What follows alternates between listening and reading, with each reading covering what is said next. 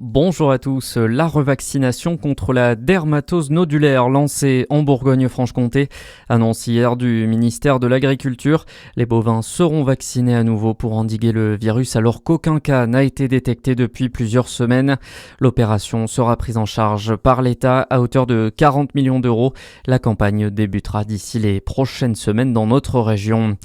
Le procès des 9 CRS de la brigade de Chalon-sur-Saône s'est ouvert hier à Paris. Ils comparaissent devant le tribunal correctionnel pour des violences commises en 2018 en marge du mouvement des Gilets jaunes dans la capitale. À la barre, les policiers décrivent une journée particulièrement sous tension. Plusieurs reconnaissent un manque de lucidité et aucun ne conteste les faits reprochés. L'audience se poursuit aujourd'hui et doit durer jusqu'à jeudi.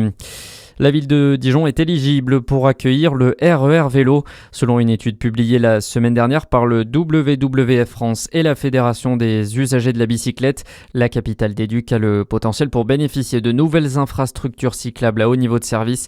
Un sujet qui pourrait d'ailleurs revenir à l'approche des municipales.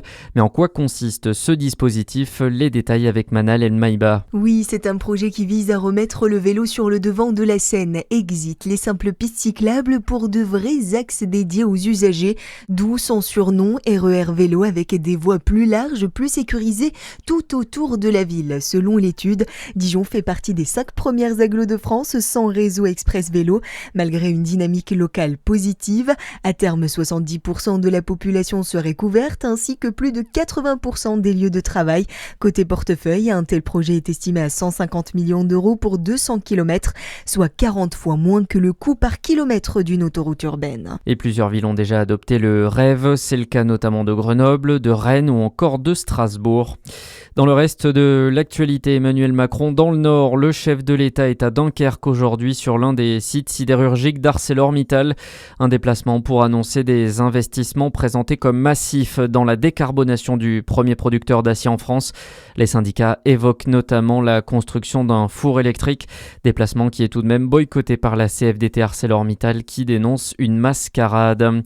Qui va succéder à Jack Lang à la tête de l'Institut du monde arabe? Le conseil d'administration se réunira lundi. L'ancien ministre de la Culture avait proposé sa démission ce week-end après les révélations autour de ses liens avec le criminel sexuel américain Jeffrey Epstein.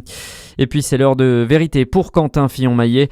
2 jours après son premier sacre olympique remporté haut la main au relais mixte, le Jurassien s'élancera cet après-midi en solo pour l'épreuve du 20 km homme. Le biathlète de 33 ans est attendu au tournant dans ces Jeux d'hiver de Milan-Cortina avec dans le viseur le record de Pékin à battre. Pour rappel, il y a 4 ans, il avait décroché pas moins de 5 médailles, dont 2 en or en individuel et à la poursuite. Rendez-vous cet après-midi à 13h30. Bonne journée sur Fréquence Plus.